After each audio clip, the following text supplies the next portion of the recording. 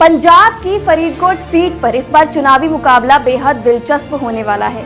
इस सीट से 3 कलाकारों ने चुनावी ताल ठोकी है। इस बार का मुकाबला 3 सिंगरों और दिवंगत इंदिरा गांधी के हत्यारों में से एक के बेटे के बीच होगा। एक और जहां बीजेपी ने हंसराज हंस को मैदान में उतारा है, वहीं आम आदमी पार्टी ने करमजीत अनमोल को कैंडिडेट बनाया है। उधर मौजूदा कांग्रेस सांसद मोहम्मद सतीक भी टिकट के लिए दावेदारी कर रहे हैं। बता दें कि सादिक भी करमजीत और हंसराज की तरह एक गायक हैं। इसके साथ ही दिवंगत इंदिरा गांधी के हत्यारों में से एक बेअंत सिंह के बेटे सरबजीत सिंह खालसा ने भी चुनाव लड़ने का ऐलान किया है। वह फरीदकोट सीट से निर्दलीय उम्मीदवार के रूप में चुनाव लड़ रहे हैं। आज की इस वीडियो में लोकसभा चुनाव में खड़े हो रहे इन सभी प्रत्याशियों पर बात करेंगे। सबसे पहले आपको बता दें कि पंजाब में फरीदकोट कांग्रेस का गढ़ रहा है, लेकिन इस बार के लोकसभा चुनाव में मुकाबला टक्कर का होने वाला है, क्योंकि भाजपा और आम आदमी पार्टी ने इस बार फरीदकोट सीट पर स्टार पावर जोड़ दी है। इस वजह से सबसे पुरानी पार्टी यानी कांग्रेस के लिए ये मुकाबला आसान नहीं होगा। तो चलिए शुरुआत करते हैं इस सीट से चुनाव लड़ रहे सरबजीत से। बता दें कि पूर्व प्रधानमंत्री दिवंगत इंदिरा गांधी के हत्यारों में से एक के बेटे हैं सरबजीत सिंह। उनका कहना है कि वह चुनाव लड़ने के मूड में नहीं थे, लेकिन फरीदकोट के निवासियों के अनुरोध के बाद उन्होंने ये फैसला लिया है। चुनावी मैदान में उनका पुराना रिकॉर्ड देखें तो बेहद खराब है। गौरतलब है कि इससे पहले भी सरबजीत सिंह ने बठिंडा सीट से 2004 का लोकसभा चुनाव लड़ा था और वह असफल रहे। उस चुनाव में सरबजीत सिंह को 1.13 लाख वोट मिले थे। इसके बाद उन्होंने 2007 में बरनाला की भदौर सीट से पंजाब विधानसभा चुनाव भी लड़ा था, लेकिन हार का सामना करना पड़ा। तब उन्हें 15,702 वोट मिले थे।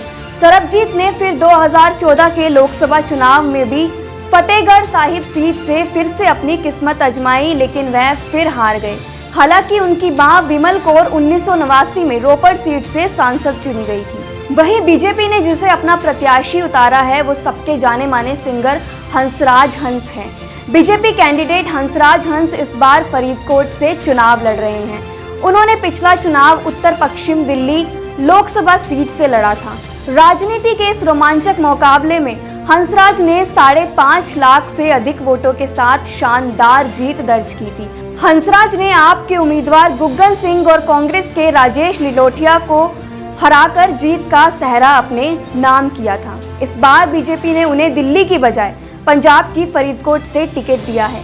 हंसराज हंस की पहचान सूफी गायक के तौर पर होती है।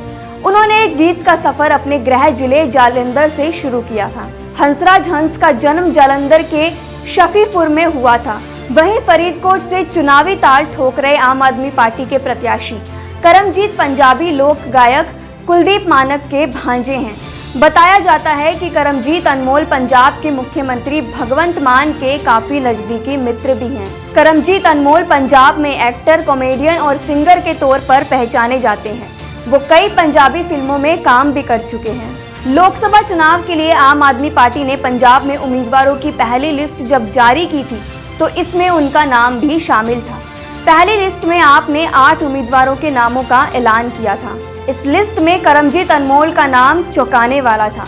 खास बात यह है कि वे भगवंत मान के गृह जिले संगरूर के रहने वाले हैं।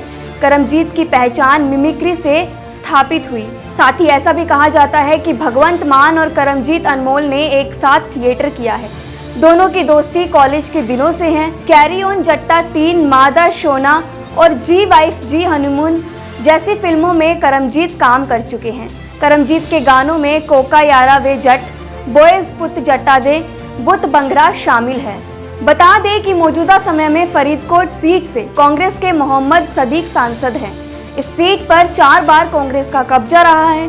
वहीं 2014 में मोदी लहर के बावजूद इस सीट पर आम आदमी पार्टी ने चुनाव जीता था, मगर 2019 लोकसभा चुनाव में आपको हार का सामना करना पड़ा।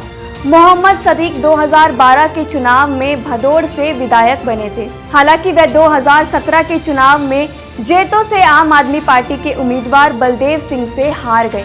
पार्टी ने 2 साल बाद 2019 के चुनाव में मोहम्मद सदीक फरीदकोट संसदीय हलके से टिकट दे दी, जिसमें वह पंजाब एकता पार्टी की टिकट पर चुनाव लड़े और बलदेव सिंह जेतो को हरा दिया। हालांकि राजनीति में कभी भी कुछ भी संभव है, इसलिए टिकट घोषित होने तक कुछ भी नहीं कहा जा सकता। लेकिन कांग्रेस पार्टी की ओर से मोहम्मद सदीक को ही दोबारा टिकट दिए जाने की संभावना है।